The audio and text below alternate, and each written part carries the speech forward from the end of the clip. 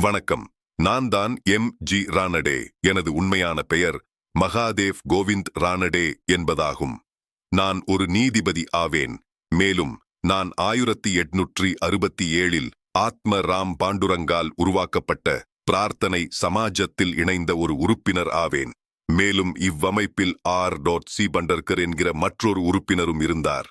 மேலும் நாங்கள் இருவரும் அனைத்து சாதியினரும் பங்கேற்கும் சமபந்தி மற்றும் சாதி கலப்பு திருமணம் போன்ற நடவடிக்கைகளுக்காக போராடி தங்கள் வாழ்க்கையை அர்ப்பணித்துக் கொண்டோம். மேலும் நான் உருவாக்கிய முக்கிய கழகங்களின் பட்டியலை கூறுகிறேன்.